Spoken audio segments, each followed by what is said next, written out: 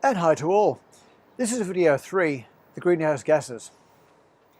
This is one of the most important of videos, as it will explain what the atmosphere is made up of and the types of compounds that are essential to life as we know it, and the ones that are currently way out of balance and are causing the plethora of global weather weirding. Anybody of you living near a lake? Better still, maybe in an area that gets quite cold mornings.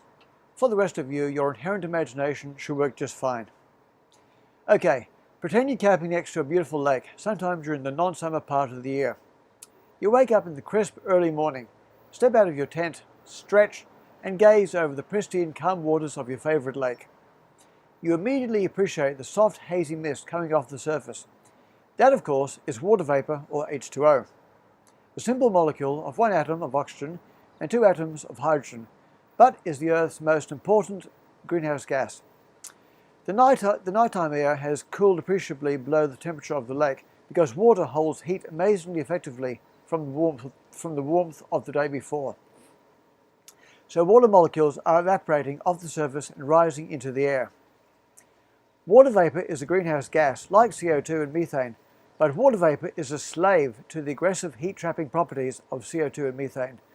An increase of CO2 and CH4, methane, will directly cause an increase in global atmospheric temperature, a fact first proven in 1903 by leading Swedish chemist Svante Arrhenius. It's to do with the molecular shapes of CO2, carbon dioxide and CH4, and the different vibrational and rotational properties which make them so adept at trapping the sun's heat, the sun's infrared energy. More of that in a second. The increase in the Earth's atmospheric temperature leads to warming of the oceans, seas and lakes, resulting in increased evaporation off the surface and into the atmosphere. This additional water vapor then traps more of the sun's thermal radiation. Water vapor does not stay in the air. It continually keeps raining out. However, excess CO2 stays in the atmosphere for thousands of years and keeps accumulating provided we do not curb our industrial, transportational and agricultural emissions. Methane is potentially a game-changing little molecule. It is 86 times more potent a greenhouse gas than CO2, and half of it converts to CO2 anyway, within 8.3 years. Over a 100-year time frame, methane is around 32 times worse than CO2. But since methane's half-life in the atmosphere is around 8.3 years, over the duration of that time, methane is actually 90 to 100 times worse than CO2. Good news for now is that methane is 200 times less abundant in the air as CO2 is, but its atmospheric concentration is growing steadily and accelerating. Agricultural practices, wetlands and bogs, the increasing leakages from oil and gas operations, anaerobic decomposition, that means without the presence of oxygen, in the thawing Arctic tundra, and potentially greater and greater adgassing from the subsea frozen methane hydrates around Siberia and Canada, as those shallow Arctic seas warm, is driving methane concentrations up even higher. You may be wondering what makes a greenhouse gas a greenhouse gas. Or why do some gas molecules absorb infrared while others don't? The simplest explanation is that it depends on the resonant or natural frequency of that particular molecule. Carbon dioxide, CO2 for instance, has two oxygen atoms on either side of a carbon atom, which causes asymmetry or imbalance to the simple molecular frequency and creates a resultant resonance that longer frequency infrared waves find irresistible, and so get absorbed into that molecule.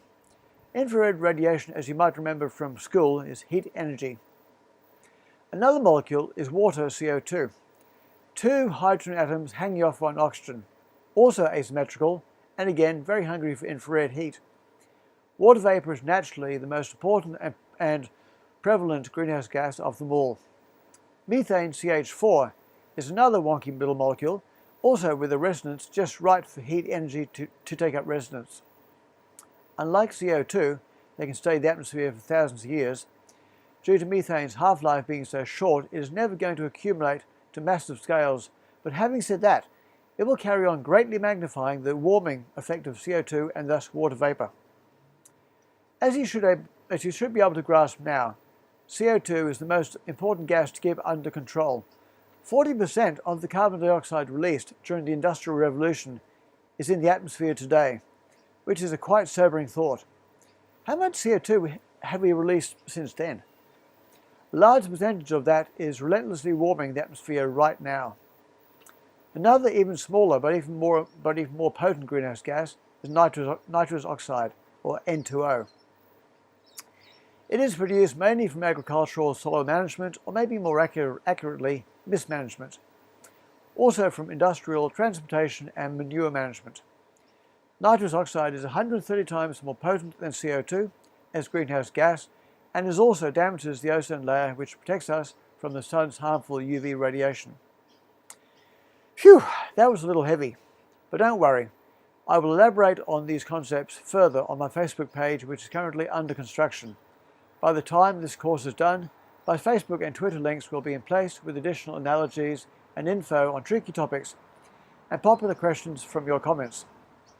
In the next video, video 4, we will be exploring deeper into the causes of our #1 environmental problem, global greenhouse emissions imbalance.